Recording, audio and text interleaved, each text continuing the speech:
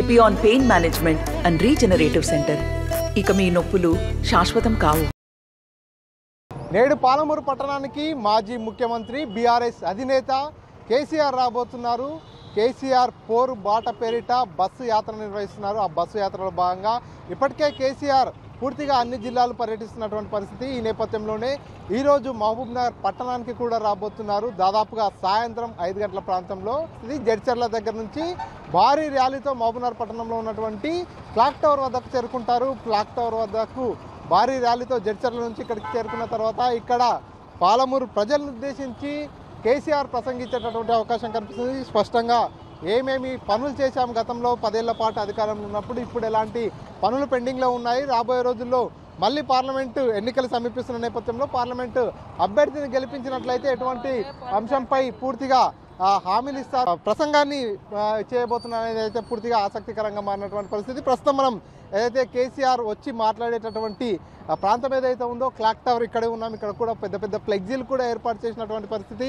సాయంత్రం 5 గంటల ప్రాంతంలో ఇక్కడికి కేసీఆర్ వస్తున్న నేపథ్యంలో పూర్తిగా పాలమూరు పార్లమెంటుకు సంబంధించినటువంటి 7 అసెంబ్లీ స్థానాల్లో నుంచి కూడా పెద్ద ఎత్తున బీఆర్ఎస్ శ్రేణులందరినీ కూడా ఇక్కడికి తరలించేందుకు అయితే బీఆర్ఎస్ శ్రేణులంతా కూడా సమాయత్తం చేస్తున్నారు. ఇప్పటికే బీఆర్ఎస్ అభ్యర్థి అయినటువంటి మన్నె శ్రీనివాసరెడ్డి కూడా నామినేషన్ దాఖలు చేశారు. కాబట్టి నామినేషన్ దాఖలు చేసిన తర్వాత ఈరోజు కేసీఆర్ వస్తున్న నేపథ్యంలో మన్నె శ్రీనివాసరెడ్డి గురించి కూడా ప్రమోట్ చేసే అవకాశం ఉంది. ఖచ్చితంగా ఎంపీ అభ్యర్థిగా బీఆర్ఎస్ పార్టీ నుంచి బరిలో ఉన్నాడు కాబట్టి అతన్ని గెలిపించాలనేటటువంటి విషయం కూడా చాలా స్పష్టంగా ఈ పాలమూరు ప్రజలకు తెలియజేస్తున్నారు. ఎందుకంటే గతంలో మహబూబ్నగర్ ఎంపీగా కేసీఆర్ పనిచేసినటువంటి అనుభవం ఉంది కాబట్టి ఈ ప్రాంతంపై కూడా కేసీఆర్కు పట్టుంటుంది. అదేవిధంగా పాలమూరు గురించి చాలా సందర్భాల్లో కూడా ఇక్కడికి వచ్చిన సందర్భంలో ప్రసంగిస్తూనే ఉంటాడు. పాలమూరుని గుండెల్లో పెట్టుకొని చూసుకుంటా అనేటటువంటి స్టేట్మెంట్ని కూడా అనేక సార్లు ఇచ్చినటువంటి పరిస్థితి. కాబట్టి ఇప్పుడు పార్లమెంట్ ఎన్నికలు సమీపిస్తున్న నేపథ్యంలో ఇప్పుడు కేసీఆర్ ఇక్కడికి వస్తున్నాడు. కాబట్టి ఇక్కడికి వస్తున్న నేపథ్యంలో ఎటువంటి హామీలు ఇవ్వబోతున్నాడు, ఎటువంటి ప్రసంగం చేయబోతున్నారు. ఎందుకంటే గతంలో 10 ఏళ్ల పాటు అధికారంలో ఉన్నారు. పాలమూరు రంగారెడ్డి ప్రాజెక్టును కూడా ప్రారంభిస్తా అనేటటువంటి హామీ ఇచ్చినటువంటి పరిస్థితి. అంతేకాకుండా పాలమూరుకు అనేక అభివృద్ధి కార్యక్రమాలు తీసుకొస్తా, వలసలు వాపసు వచ్చేలా చేస్తా అనేటటువంటి స్టేట్మెంట్లు కూడా ఇచ్చినటువంటి పరిస్థితి. కాబట్టి ఇప్పుడు కేసీఆర్ వస్తే ఎటువంటి అంశాలపై మాట్లాడబోతున్నారు, ఎటువంటి హామీలు ఇవ్వబోతున్నారు అనేది అయితే ఉత్కంఠ ఉంటుంది. ఎందుకంటే ముఖ్యమంత్రిగా ఉన్నటువంటి రేవంత్ రెడ్డి సొంత జిల్లా కూడా పాలమూరు జిల్లా. ఈ పార్లమెంటు సెగ్మెంట్లో ఉన్నటువంటి కొడంగల్ నియోజకవర్గం నుంచి ప్రాతినిధ్యం వహిస్తున్నటువంటి ఎమ్మెల్యేగా ఉన్నటువంటి రేవంత్ రెడ్డి సొంత ప్రాంతం కాబట్టి రేవంత్ ఇలాకాలోకి కేసీఆర్ అడుగు పెడుతున్నాడు. ఎటువంటి ప్రసంగం చేయబోతున్నాడు, రేవంత్పై ఎటువంటి విమర్శనాస్త్రాలు గుప్పించబోతున్నారు, ఎటువంటి హామీలు ఇవ్వబోతున్నాడు, ఎటువంటి అంటే రాబోయే ఎలక్షన్లో పార్లమెంట్ అభ్యర్థిగా ఉన్నటువంటి మన్నె శ్రీనివాసరెడ్డిని గెలిపించినట్లయితే ఇంకా ఏమేమి చేయబోతున్నారు అనేటటువంటి అంశాలన్నీ కూడా చెప్పే అవకాశం ఉంది. మనతో పాటు కొంతమంది బీఆర్ఎస్ నాయకులు ఉన్నారు. చెప్పండి, దాదాపుగా ముఖ్యమంత్రి హోదాలో ఉన్నప్పుడు అనేక మార్లు కేసీఆర్ ఇక్కడికి రావడం జరిగింది. ఈ ప్రాంతానికి వచ్చినప్పుడు కూడా చాలాసార్లు చెప్పాడు, పాలమూరు అనేది నా గుండెల్లో ఉంది, ఎందుకంటే ఇక్కడ నుంచి నేను ఎంపీగా పనిచేశాను, ఇక్కడ పూర్తిగా ఈ ప్రాంతంపై నాకు పూర్తి అవగాహన ఉంది అనేటటువంటి హామీ కూడా ఇచ్చాడు. సో ఇప్పుడు మాజీ ముఖ్యమంత్రి తర్వాత మొదటిసారిగా ఇక్కడికి వస్తున్నాడు కదా, ఎట్లా ఉండబోతుంది కేసీఆర్ స్పీచ్లో, ఎటువంటి అంశాలను ఎక్స్పెక్ట్ చేయొచ్చు? వాస్తవానికి తెలంగాణ రాష్ట్రం ఏర్పడిందంటే తెలంగాణ ప్రాంతం ప్రత్యేక రాష్ట్రంగా ఏర్పడడానికి ముఖ్య కారణం ముఖ్యమైనటువంటి మా మాజీ ముఖ్యమంత్రి ప్రస్తుతం కేసీఆర్ గారు పార్లమెంటు ఎన్నికల నేపథ్యంలో ఈరోజు పాలమూరు జిల్లాకు రావడం జరుగుతుంది. వారు ఇక్కడ ఎంపీగా ప్రాతినిధ్యం వహించినప్పుడే తెలంగాణ రాష్ట్రం ఏర్పడడం, తెలంగాణ రాష్ట్ర ఏర్పాటుకు పాలమూరు నుంచి మొదటి అడుగు వేయడం మాకందరికీ గర్వకారణంగా ఉంది. ఈ నేపథ్యంలోనే మరొకసారి కేసీఆర్ పాలమూరు విచేయడం, ఈ సిట్టింగ్ ఎంపీ కూడా ఎక్కడ కూడా ఏ వివాదం లేనటువంటి వ్యక్తి, మచ్చలేనటువంటి వ్యక్తి, ఆయనని మళ్ళీ ఎంపీగా ప్రకటించడం మేమందరం దగ్గరుండి ఆయన గెలిపించుకునేటువంటి ప్రయత్నం చేస్తున్నామని. ఒకవైపు చూసుకున్నట్టయితే ముఖ్యమంత్రి రేవంత్ రెడ్డి కూడా పూర్తిగా కేసీఆర్పై విమర్శలు చేస్తూ వస్తున్నారు.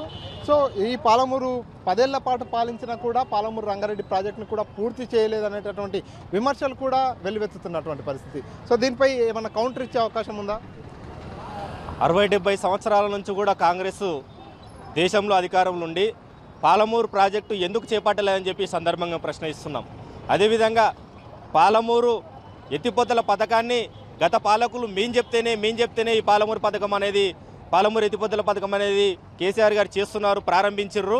కానీ 10 ఏళ్ల ప్రభుత్వంలో కేసీఆరే దగ్గరుండి పాలమూరు ఎత్తిపోతల పథకాన్ని ప్రారంభించే దిశలుగా మొన్న కూడా ట్రయల్ రన్ చేయడం జరిగింది ఎలక్షన్స్ ముందు. గత పాలకులు ఏం చేసిర్రు, కేసీఆర్ ఏం చేసిర్రు అనేది 60 ఏళ్లలో వాళ్ళు ఏం చేసిర్రు, 10 ఏళ్లలో కేసీఆర్ ఏం చేసిండో పాలమూరు ప్రజలకు తెలుసు. ఎప్పటికైనా పాలమూరు రంగారెడ్డి పథకానికి ప్రారంభానికి మళ్ళీ ముఖ్యమంత్రి హోదాలో కేసీఆర్ గారే దాన్ని ప్రారంభిస్తారన్న నమ్మకం మాకున్నది.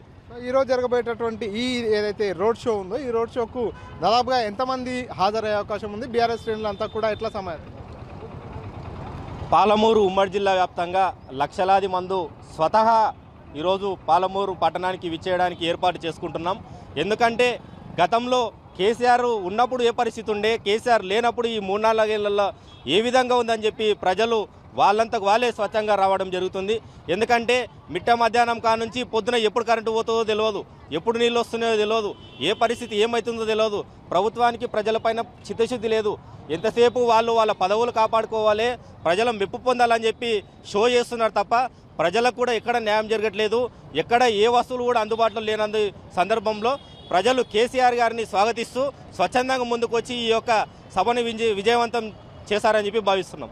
మొత్తంగా సాయంత్రం కేసీఆర్ పాలమూరు పట్టణానికి వస్తున్న నేపథ్యంలో పెద్ద ఎత్తున కేసీఆర్ అభిమానులు కావచ్చు, అదేవిధంగా బీఆర్ఎస్ శ్రేణులంతా కూడా ఇక్కడికి వచ్చేటటువంటి అవకాశం ఉంది. ఎందుకంటే గతంలో ఇక్కడ ఎంపీగా పనిచేశాడు, ఈ ప్రాంతానికి అనేక సేవ చేశాడు. కాబట్టి ఖచ్చితంగా కేసీఆర్ని చూసేందుకు, కేసీఆర్ ప్రసంగం వినేందుకు స్వచ్ఛందంగా కూడా గ్రామాల నుంచి ప్రజలు తరలి వస్తున్నారంటూ కూడా బీఆర్ఎస్ నాయకులు అయితే తెలియజేస్తున్నటువంటి పరిస్థితి. పూర్తిగా మాజీ ముఖ్యమంత్రి కేసీఆర్ ఇక్కడికి వస్తున్న నేపథ్యంలో బీఆర్ఎస్ శ్రేణులు అయితే ఒక నూతన ఉత్సాహం నిండిందని చెప్పవచ్చు. పార్లమెంట్ ఎన్నికలు సమీపిస్తున్న నేపథ్యంలో బీఆర్ఎస్ పార్టీ బలపరిచినటువంటి అభ్యర్థి మన్నె శ్రీనివాసరెడ్డికి మద్దతుగా కేసీఆర్ పోరు బాట అనేటటువంటి కార్యక్రమాన్ని రూపొందించారు. ఆ కార్యక్రమం ద్వారానే ఈరోజు బస్సు యాత్ర ద్వారా ఇక్కడికి రాబోతున్నారు. ఇక్కడికి వచ్చిన తర్వాత ఏ అంశాలపై కేసీఆర్ ప్రసంగం ఉంటుందనేటటువంటి అంశం అయితే పూర్తిగా ఆసక్తిగా నెలకొన్నటువంటి పరిస్థితి.